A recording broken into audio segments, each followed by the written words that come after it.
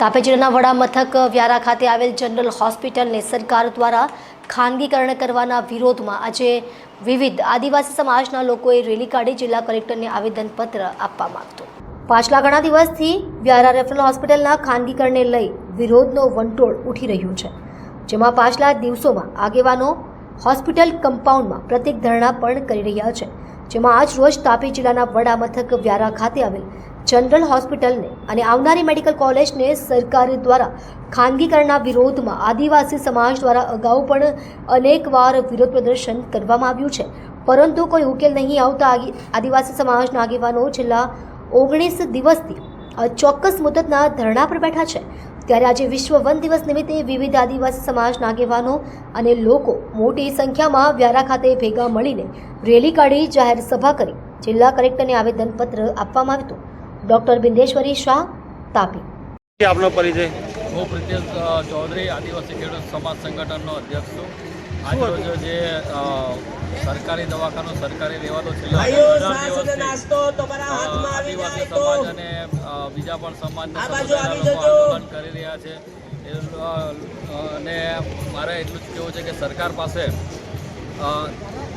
બીજા પક્ષના નેતાઓને ખરીદવા માટે કરોડો રૂપિયા છે, પણ ગુજરાતની પ્રજા અને આદિવાસી વિસ્તારના આદિવાસી સમાજના લોકોને આપણે આરોગ્ય સેવા આપવા માટે સરકાર પાસે રૂપિયા ના હોવાથી આ ખાનગીકરણ કરવા જઈ રહી છે. એનો અમે આંદોલનને સમર્થન આપીએ છીએ અને એનો વિરોધ કરીએ છીએ. અમારે સરકારને એટલું જ કહેવું છે કે સરકારને આદિવાસી સમાજનું બહુ મોટું બજેટ છે. તમારી પાસે રૂપિયા ના હોય તો આદિવાસી બજેટથી આ હોસ્પિટલની વ્યવસ્થા ચલાવવામાં આવે અને સારામાં સારી સારવાર અને સુવિધાઓ ઊભી કરવામાં આવે. આ ખાનગીકરણ થવાથી સમાજને શું નુકસાન થાય છે? ખાનગીકરણ થવાથી સમાજને નુકસાન એ થવાનું છે કે સરકારે એમ તો કીધું છે કે આયુષ્યમાન કાર્ડ આપીએ છીએ, એનામાં 10 લાખ સુધીની સહાય છે, પણ કોઈક સમય એવો સંજોગો પણ આવે છે કે આયુષ્યમાન કાર્ડ સમય પર ચાલતા નથી.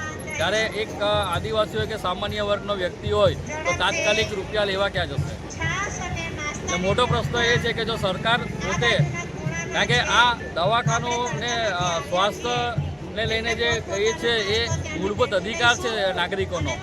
એ નાગરિકોનો મૂળભૂત અધિકારોને છીનવી અને ખાનગી કંપનીને આપી દેવાથી એ સરકારનો કંઈ આમાં સમાધાન થવાનું નથી. એટલે લોકોની જે માંગણી છે, પ્રજાની જે માંગણી છે એને સરકાર સ્વીકારે અને ખાનગીકરણને બંધ કરે. આપનો પરિચય? મારું નામ જયરામભાઈ ગામિત છે. શું હતો આજે કાર્યક્રમ? આજરોજ કાર્યક્રમ હતો. શું કાર્યક્રમ હતો? આજરોજ જે કાર્યક્રમ છે એ જે સરકારી હોસ્પિટલ સરકાર એમને ખાનગીકરણ કરવા માટે જઈ રહ્યું છે એના વિરોધમાં આજે કાર્યક્રમ છે. અને આ કાર્યક્રમની શરૂઆત 3જી તારીખથી શરૂ કરવામાં આવ્યું હતું ધારણા, અને આજનો દિવસ આ 19મો દિવસ છે. અને આજે દરેકે ગુજરાતના લોકો અહીંયા આવ્યા છે, સાથે સાથે આજુબાજુના ગામડાના લોકો આવ્યા છે. અને સરકારને એ કહેવા માગે છે કે જે સરકારી હોસ્પિટલ છે એને સરકારી રહેવા દો. આ જે આખી વ્યવસ્થા પૂરી પાડવાની છે આ સરકારની છે, અને સરકાર આ હોસ્પિટલને સરકારી રહેવા દે એ માંગ સાથે આજે લોકો અહીંયા આવ્યા છે. જો આપની માંગ ન સંતોષાય તો આપ આગળ શું રચના કરશો? અમારી માંગ ન સંતોષાય તો આગલા દિવસોમાં અમે અમારી કમિટી છે, અમે બધા મળીને બીજો શું કાર્યક્રમ કરવો, સરકારની સામે શું કેવી રીતે કરવું એનું અમે આયોજન કરીશું, અને ત્યાર પછી મોટા અમે એના કાર્યક્રમો આપીશું. જો સરકારી હોસ્પિટલ ખાનગીકરણ થઈ જાય તો આપને શું નુકસાન થાય છે? સરકારી હોસ્પિટલ ખાનગીકરણ થઈ જાય તો અમને અહીંના જે લોકોને જે સગવડો મળે છે એ સગવડો મળતી બંધ થઈ જશે. અને આપણે જોઈએ છે કે ગત દિવસોમાં ખ્યાતિ હોસ્પિટલનું આપણે એમને જોઈએ છે કે જે નહીં કરવા જેવું એ બધું કરી નાખે છે. ને આ જે કંપનીઓ આવે છે કંઈ એ સેવા કરવા નથી આપતી. દરેક કંપનીઓ આવે છે એ નફો કમાવા માટે આવે છે.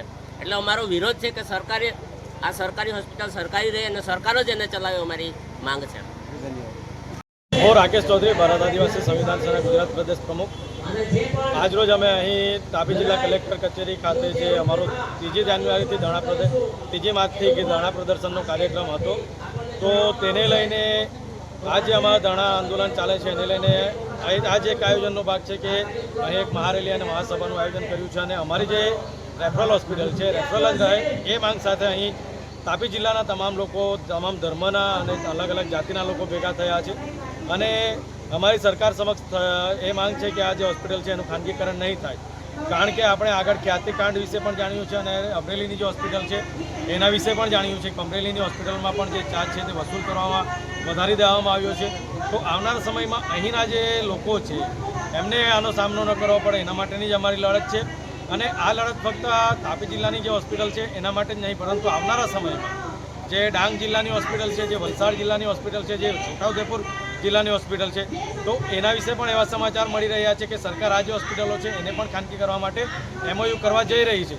તો સમગ્ર આદિવાસી વિસ્તારના લોકોને જ આહવાન કરીએ છીએ કે તમારા વિસ્તારની પણ હોસ્પિટલ બચાવી લો, કારણ કે આ જે હોસ્પિટલો છે એમાં આપણને સારી અને મફત સારવાર મળે છે. એની સાથે અમારી બીજી એક માંગ એ છે કે હોસ્પિટલોનું ખાનગીકરણ તો અટકે જ, પરંતુ જે હોસ્પિટલો છે એમાં સ્ટાફ વધારવામાં આવે, સાથે સાથે સુવિધાઓ પણ વધારવામાં આવે, જેથી કરીને કોઈએ ખાનગી હોસ્પિટલમાં ન જવું પડે. કારણ કે આજે એક સામાન્ય લોકોના મગજમાં એવું માનસિકતા બાંધી દેવામાં આવી છે કે ખાનગી હોસ્પિટલોમાં સારી સારવાર મળે છે, એના કારણે લોકો ખાનગી હોસ્પિટલોમાં જાય છે અને ત્યાં લૂંટાય છે. અને જે ગરીબ મજદૂર વર્ગ છે એ લોકોની એટલી કેપેસિટી નથી કે તેઓ ખાનગી હોસ્પિટલમાં જઈ શકે. તો અમારી માંગણી એ છે કે હોસ્પિટલ સરકારી રહે, સાથે સાથે હોસ્પિટલમાં સ્ટાફ વધારવામાં આવે અને હોસ્પિટલમાં જે સુવિધાઓ છે તે પણ વધારવામાં આવે. મારું નામ પ્રજ્ઞેશ ગામિત છે. તમે જાણો છો કે તાપી ડિસ્ટ્રિક્ટ અંદર 3 માર્ચના રોજ હોસ્પિટલ બચાવવા માટે જે હોસ્પિટલનું ખાનગીકરણ થઈ રહ્યું છે એના રોકવા માટે અનિશ્ચિત સમયના ધરણા પર લોકો બેઠા છે અને આજે 19મો દિવસ છે. તો એના સમર્થન અંદર જે હોસ્પિટલ છે સરકારી હોસ્પિટલ સરકારી રહેવા દો એના નારા સાથે હજારો લોકો રોડ પર ઉતરી રહેલા છે અને સરકારને એક જ મેસેજ આપવા માંગે છે કે આ પ્રાઇવેટીકરણ કરીને અમારા હક અધિકાર પર તમે તરફ મારવાનું બંધ કરી દો. કલ્યાણકારી રાજ્ય અંદર સારું શિક્ષણ અને સારું સ્વાસ્થ્ય અને રોજગારીની સારી તકો ઊભી કરવાની જવાબદારી સરકારશ્રીની બને છે, ના કે પ્રાઇવેટ કંપનીની. અને સરકારને બીજો એક મેસેજ એ પણ આપવા માંગીએ છે કે કેન પ્રકારે વિકાસના પ્રોજેક્ટોનું નામ આપીને અમારા સમાજના લોકોને જંગલમાંથી ભગાડવાનું અને એનું વિસ્થાપન કરવાનું બંધ કરી દો. અમે પણ માણસો છે, અમને જાનવર સમજવાનું બંધ કરી દો. અને બીજું સરકારને એક મેસેજ એ આપવા માંગે છે કે અમે અનુસૂચિ 5 અંદર રહીએ છીએ, તમારા વિવિધ પ્રોજેક્ટો અહીંયા લાવીને તમે અમારા પર થોપી દેવ છો એ કદાપી ચલવી નહીં લેશું. અનુસૂચિ 5 અંદર જો તમે પ્રોજેક્ટ લાવો તો પહેલાં લોકોને પૂછો, લોકોને પૂછવાની જવાબદારી છે તમારી. જો લોકો હા કહે તો તમે લાવી શકો, તમે અમારા પર થોપી નહીં શકો. અને સરકારને સ્પષ્ટ બીજો એક મેસેજ આપવા માંગુ છું કે તમે વારે વારે અમારું વિસ્થાપન કરો, અમારા હક અધિકારોનું હનન કરો છો, તમે અમને મજબૂર કરી રહ્યા છે. આવનારા દિવસો અંદર જો અમારી જે માંગો છે કે તમે સ્ટેટ હાઈવે 56 આવી રહ્યા છે, ગુડસ ટ્રેન લઈ રહ્યા છે, દીપડાના નામે અભયારણ્ય ખોલી રહ્યા છે, પ્રાઇવેટીકરણ કરી રહ્યા છે, એ કોઈ પણ ભોગે કરવા દેશું નહીં. અને જો સરકાર અમારી વાતો નહીં માનશે તો અમે તીરકામઠા ચલાવવાના ભૂલા નથી. અમને તીરકામઠા લઈને રોડ પર ઉતરતા પણ વાર નહીં લાગશે. જય આદિવાસી. જી, મારું નામ યુસુફ ગામિત છે. હું સોનગઢ તાલુકા પંચાયતનો માજી પ્રમુખ છું. સરકારી હોસ્પિટલને સરકારી રહેવા દોના નારા સાથે ચાલુ થયેલું આંદોલન આ 3જા વર્ષમાં પ્રવેશી ચૂક્યું છે. સરકારે અમને અહીંયા ધરણ આપી હતી કે સરકારી હોસ્પિટલને અમે સરકારી રહેવા દઈશું, પરંતુ અમે આજે પણ આ સરકારી હોસ્પિટલને ખાનગીકરણ થવાના એંધાણ છે અને સરકાર અમને ઉલ્લુ બનાવી રહી છે. આદિવાસી સમાજનું પ્રતિનિધિ મંડળ જ્યારે મળવા માટે ગયું અને ત્યારે એમણે કીધું કે અમે સરકારી હોસ્પિટલને સરકારી રહેવા દઈશું, પણ સરકાર પાછળથી બિલ્ડિંગો ઊભી કરીને મેડિકલનું ખાનગીકરણ ચાલુ કરવા જઈ રહ્યું છે, હોસ્પિટલનું ખાનગીકરણ કરવા જઈ રહ્યું છે. એનો અમારો સખત વિરોધ છે. 19 દિવસના પ્રતિક ધારણા કરીને અનિશ્ચિત ધારણા પર જ્યારે બેઠા છે ત્યારે 19મા દિવસે આજે અમે આ જલ આંદોલન કરીએ છીએ. 19 દિવસ સુધી અમે સરકારને સમય આપ્યો હતો કે તમે જે અમને વાત કરી હતી એ વાત પર તમે કાયમ છો કે કેમ, પરંતુ આજ દિન સુધી સરકારનો કોઈ પ્રતિનિધિ અમારી સાથે વાત કરવા માટે આવ્યો નથી. સરકારી હોસ્પિટલને સરકારી જ રહેવા દઈશું એનું પણ કંઈ કહેતા નથી. એના માટે આજથી ખૂબ જ વેગ સાથે આખા ગુજરાતમાં ઠેર ઠેર આવેદનપત્ર આપીને આ આંદોલનને અમે મોટું કરવા માંગી રહ્યા છે. આજરોજ આપ સરકાર પાસે શું અપેક્ષા રાખો છો અને શું માંગણી લઈને આવ્યા છો? સરકાર આદિવાસી સમાજને લૂંટવા માંગે છે. જેટલી જગ્યાએ આદિવાસી સમાજના લોકો રહે છે, તે જેટલા પણ આદિવાસી વિસ્તાર છે એ બધી જ જગ્યાએ સરકાર સરકારી હોસ્પિટલને ખાનગીકરણ કરવા જઈ રહ્યું છે. રેલવે વેચી દીધી, રસ્તાઓ વેચી નાખી દીધા, શિક્ષણ વેચી નાખ્યું અને છેલ્લે એકમાત્ર જે હોસ્પિટલ જે લોકોનું સ્વાસ્થ્ય માટેનું કારણ છે એને પણ વેચવા માંગે છે. એટલે અમને એ નથી સમજાતું કે સરકાર આ દેશને વેચવા માંગે છે કે શું? અત્યારે હાલમાં સરકારી હોસ્પિટલ જે છે એનું નામ શું છે?